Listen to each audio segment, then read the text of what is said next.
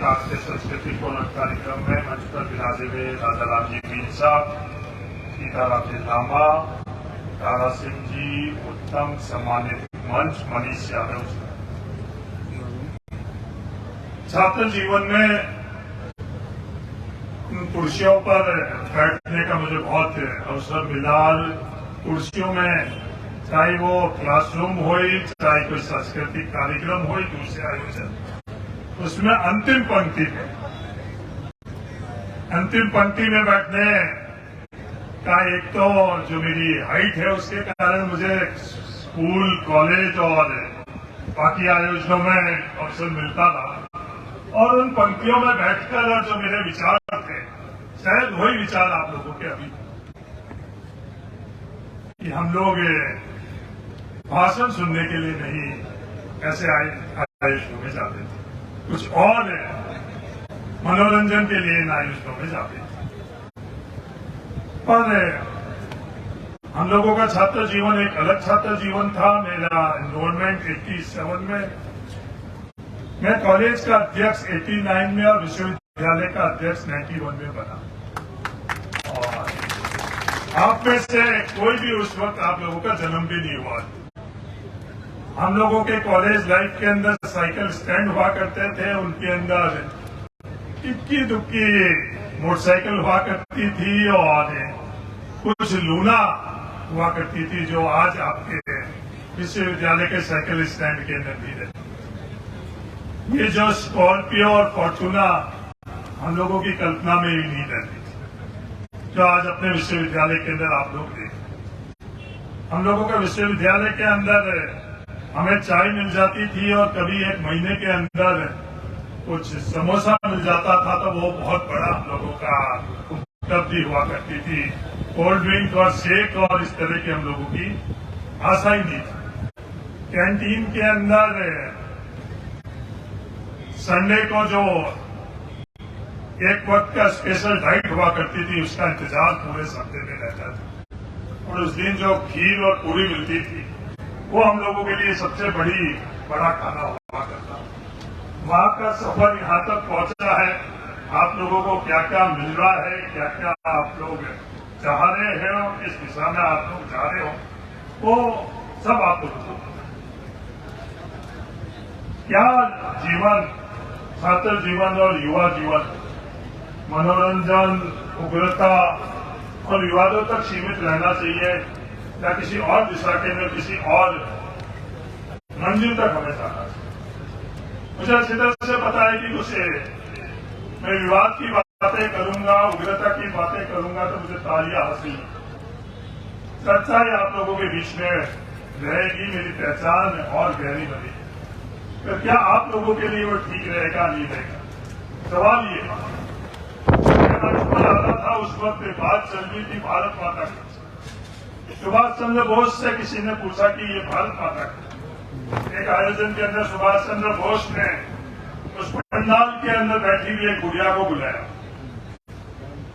और उस गुड़िया का परिचय दिया कि भारत माता ये बुजुर्ग महिला। जब पूरे देश से मैं मांग रहा था मदद, उस वक्त इस महिला ने कहा कि मेरे पास कुछ आर्थिक मदद करने के लिए, मुझसे आपकी इस आंदोलन के अंदर मदद करने के लिए कुछ भी नहीं है।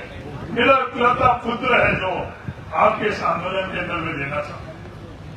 आज इस आंदोलन के अंदर वो इनका पुत्र शहीद हो चुका है, और ये मां भारत माता, जिसने अपने सब कुछ देश के लिए निछावर किया।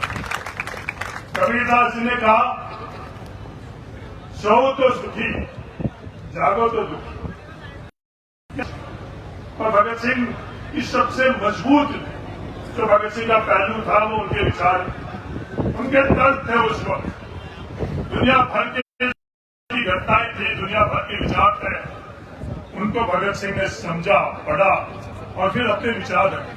और भगत सिंह से सबसे ज्यादा कोई डरते थे, जो उनसे विचारों से असहमत लोग डरते थे कि अगर भगत सिंह के से हम लोग अगर विचारों का आदान प्रदान करेंगे तो क्या हम भगत सिंह के सामने खड़े रहेंगे या नहीं।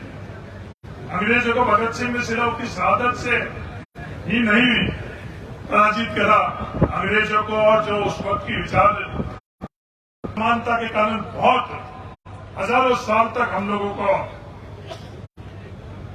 प्रताड़ित किया जाता था।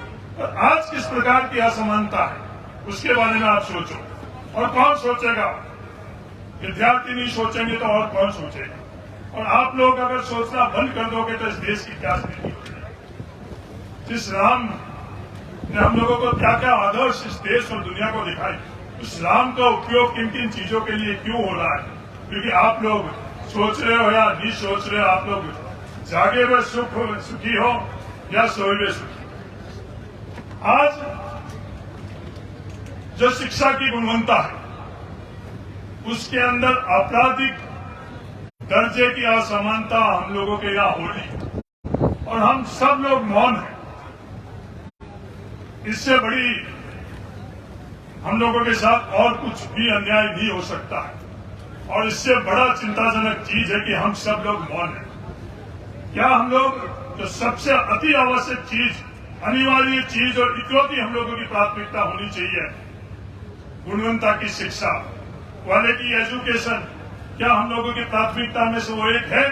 ईमानदारी से आप इसका आकलन करो और जवाब मांगो। ईमानदारी से अगर आप जवाब मांगोगे तो उसका उत्तर रहेगा नहीं। मैं भी चर्चा कर रहा था प्रोफेसर साहब से वाइस चांसलर ऑफिस के अंदर। इस राजस्थान के अंदर सफल हुए 5,000 व्यक्ति, सफलता के अलग अलग पैमाने, पद और संसाधनों के अनुपात के अंदर हो रहे हैं। उन 5,000 लोगों में से 4,500 लोग राजस्थान के इन्हीं विश्वविद्यालय और कॉलेज से अध्ययन किए गए। फिर क्या उनके बच्चे राजस्थान के इन्हीं विश्वविद्यालय और कॉलेजों में अध्ययन कर रहे हैं? 90% लोगों के जो सफल लोग हैं उनके बच्चे राजस्थान के अंदर उन विश्वविद्यालय और कॉलेजों में अध्ययन नहीं कर रहे और किसी विश्वविद्यालय और कॉलेजों में अध्ययन कर रहे हैं। 90% लोगों, 90 से 95 हो सकता है, 99 हो सकता है, 100% हो सकता है। ये मेरा खुद का आकलन है, इसलिए मैं 90% से आगे बढ़ूंगा। उनके बच्चे इन विश्वविद्यालय में कॉलेज में क्यों नहीं पढ़ रहे? जो विश्वविद्यालय का काम है क्या वो हो रहा है राजस्थान के अंदर? विश्वविद्यालय किसके लिए है? आज क्या विश्वविद्यालय सिर्फ एग्जामिनेशन सेंटर बनकर नहीं रह गए हैं? आज एकेडमिक कार्य, जो शैक्षणिक कार्य विश्वविद्यालय में कितने हो रहे हैं?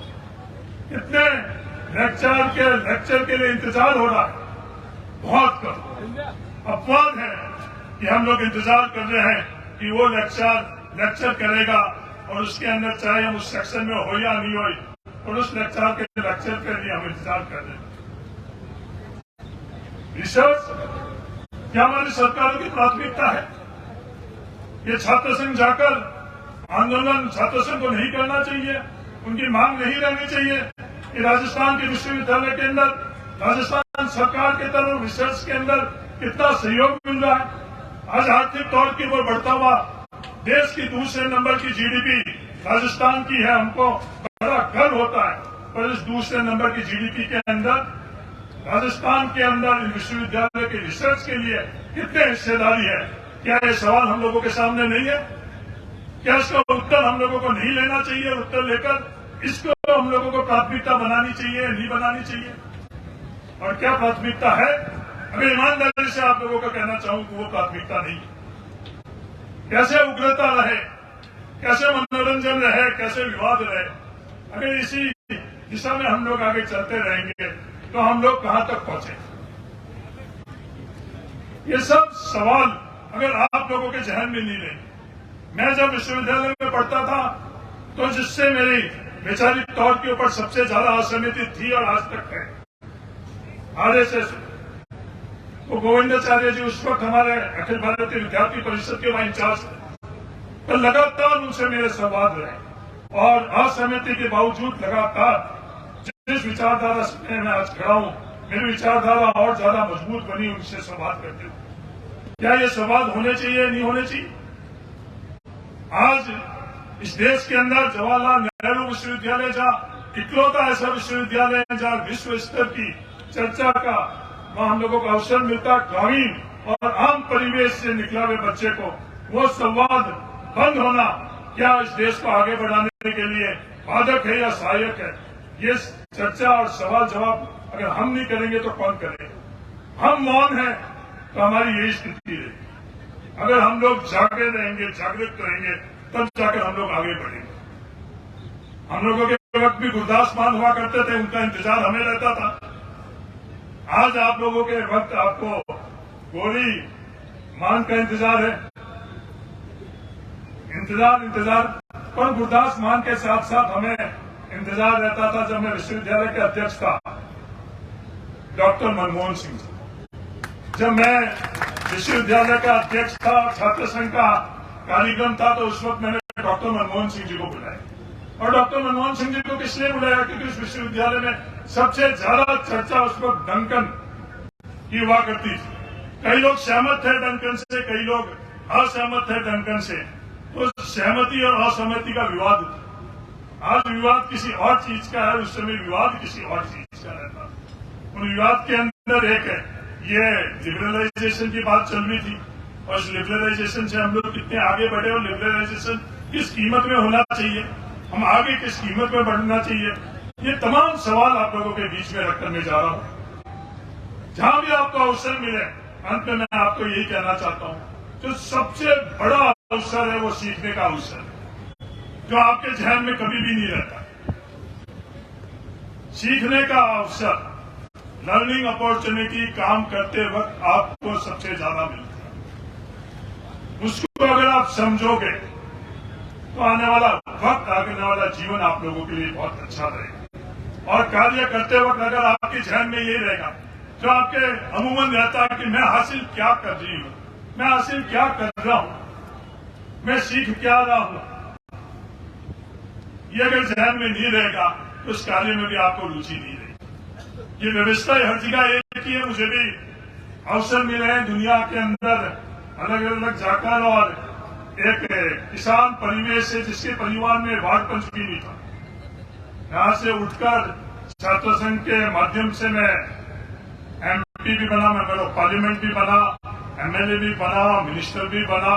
तो मेरे को उन चीजों में रुचि नहीं थी। जीवन के अंदर निरंतर आपकी रुचियां भी बदलती रहती। एक वक्त मेरी प्राथमिकता थी कि मैं जनप्रतिनिधि बनूं, कैसे एमएलए और एमपी बनूं। एक वक्त मेरी प्राथमिकता कैसे मैं संगठन के अंदर काम करूं।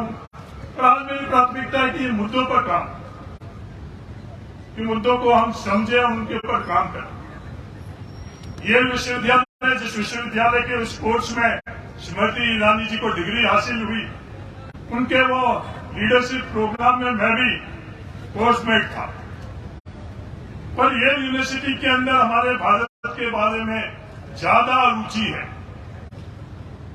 ये यूनिवर्सिटी के अंदर एक प्रोफेसर साहब मेरे से चर्चा कर रहे थे महाभारत, और मुझे सलाह दे रहे थे कि आध्यात्मिक तौर के ऊपर महाभारत से अगर आप कटो और फिर महाभारत को समझो तो दुनिया के हर मैनेजमेंट की थ्योरी आपको उसमें नजर आएगी। तो मेरा उत्तर था कि नहीं, हम उस ग्रंथ से आध्यात्मिक तौर पर नहीं कर सकते। इतने मजबूत हम लोग नहीं हैं, इतना जुड़ाव हम लोगों से है उनसे। वहां से लेकर आज जब मैं विश्वविद्यालय के छात्र संघ में था तो हम लोगों का अधिकार। आज से 5-6 दिन पहले मेरे पूर्व छात्र संघ के एडवाइजर प्रोफेसर गोपाल भारद्वाज जी का फोन आया। मैं तो भूल ही गया था कि 91 के अंदर, 92 के इलेक्शन के अंदर कौन एलिजिबल रहेगा, कौन एलिजिबल नहीं रहेगा, इस तय करने का अधिकार छात्र संघ के पास था। छात्र संघ के अध्यक्ष के नाते हम लोगों ने तय किया कि अगले साल कौन चुनाव लड़ने का एलिजिबल रहेगा। वो ताकत छात्र शक्ति के पास में थी, किसी और के पास नहीं। और हम लोगों ने तय किया, चाहे वो व्यक्ति जो मेरे सामने हारा क्यों नहीं, आज भी हम लोगों के सबसे ज्यादा प्रतिद्वंदी थे गजेंद्र सिंह शेखावत, जो मेरे सामने उस वक्त चुनाव हारे थे।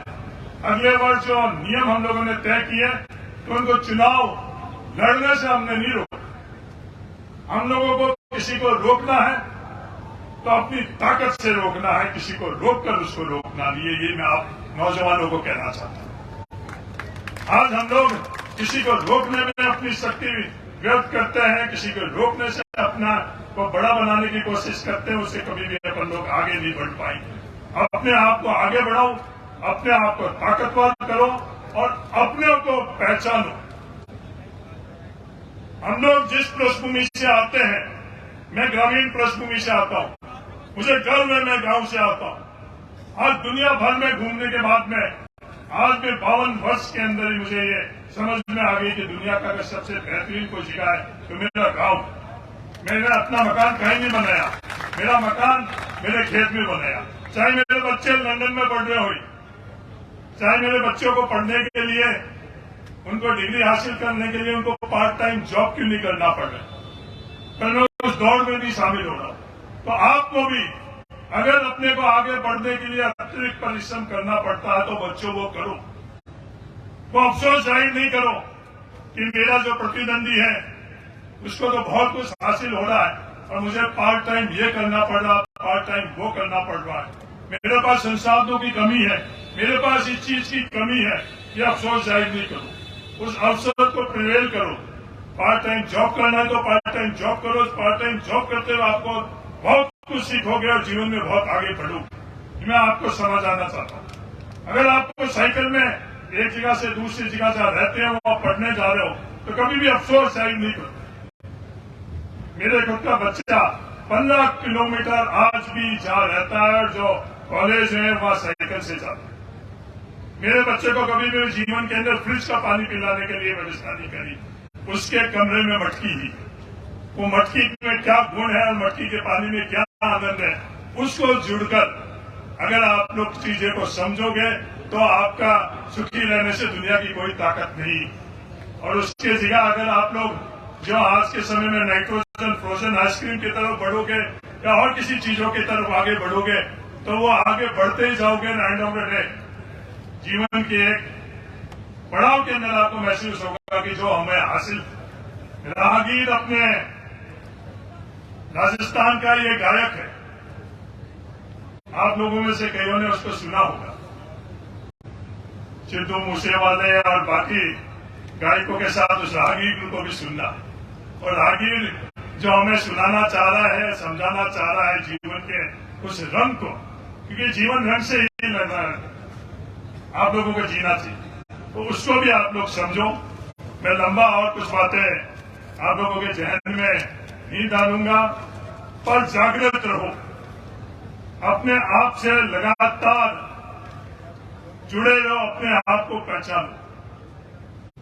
हम लोग अपने आप से जुड़े नहीं रहते। सुबह उठते हैं बिस्तर से तो हमें व्यवस्था ही अपने हिसाब से उठाती, सोने तक व्यवस्था अपने हिसाब से सुलाती है। और जो सपने हैं वो सपने भी, ये वातावरण हम लोगों को जो लेने चाहिए वो सपने भी हमें नहीं लेने देते। इन चीजों को आप समझो। एक अच्छा जीवन, और किसी क्षेत्र के अंदर आप जाओ तो नेतृत्व विहीन इस समाज के अंदर नेतृत्व करो।